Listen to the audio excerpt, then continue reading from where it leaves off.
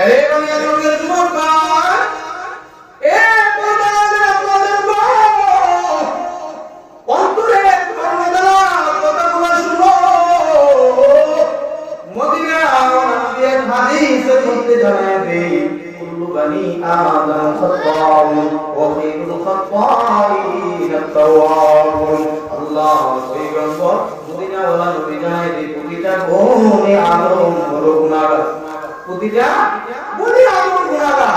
আর ওই গুনাহগারদের মধ্যে আমি আল্লাহর কাছে শ্রেষ্ঠ আপন মর্যাদাবান গুনাহগার হলো ওই ব্যক্তি যে গুনাহ করার পরে আমি আল্লাহর কাছে তওবা করি। সুবহানাল্লাহ।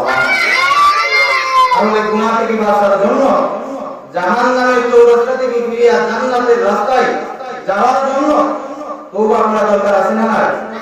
এই মুসলমান, আজকে আপনার আমার জ্বর হলে, ঠান্ডা হলে বা কোনো অসুস্থতা হলে আমরা ডাক্তারের কাছে যাই, কেন?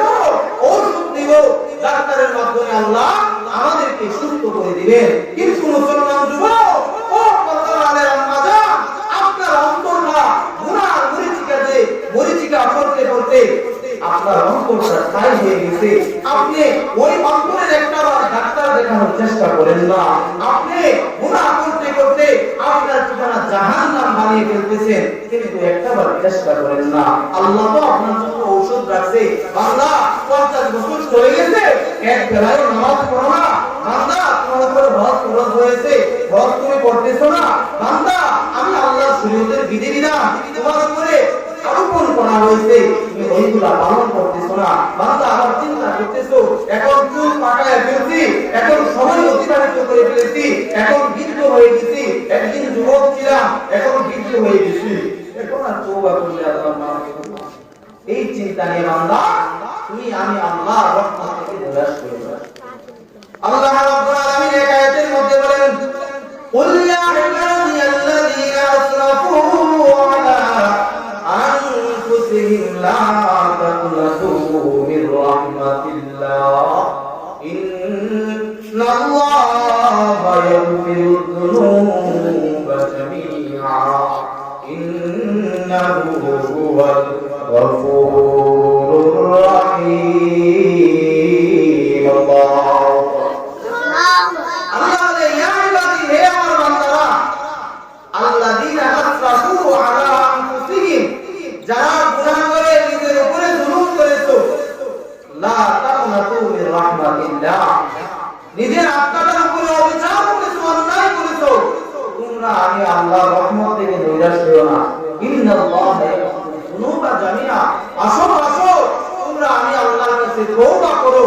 আমি আল্লাহ তোমাদের গুনাহ যদি তওবা করার মতো করতে পারো, তোমাদের গুনাহ যদি আমি আল্লাহর কাছে কবুল করাইতে চাও, তোমরা যদি দুইটা হাত তুলে আমি আল্লাহর কাছে চাওয়ার মতো চাইতে পারো, তোমাদের চোখের পানি নাকের গড়ায় আসতে দেরি, আমি আল্লাহ তোমাদের গুনাহ মাফ করে দেব।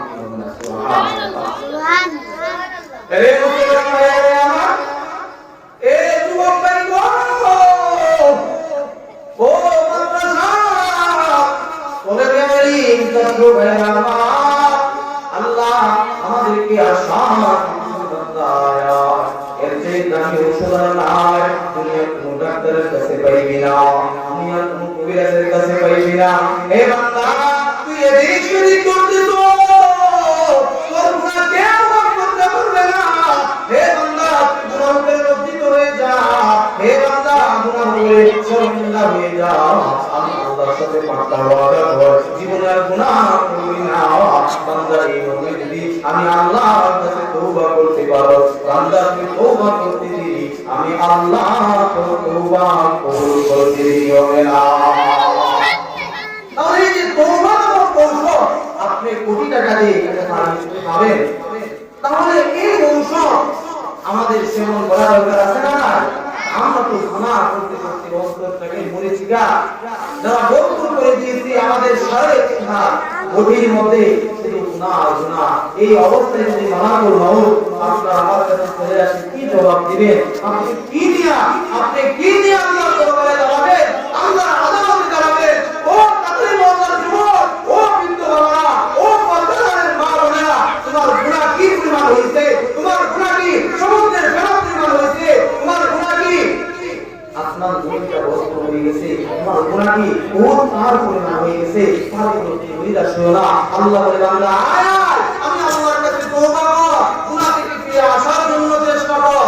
আমি আল্লাহ তোর গুনাহ যদি আসমান জমিনটা গুনাহ দ্বারা বস্ত হয়ে যায়, তারপরেও আমি আল্লাহ তোর গুনাহগুলো মাফ করে করে পবিত্র বানিয়ে দেব। সুবহানাল্লাহ সুবহানাল্লাহ সুবহানাল্লাহ। রে মুসলমান ভাইরা আমার, এ যুবক ভাইগো, এ বান্দার আম্মাজান বাবা শুনো,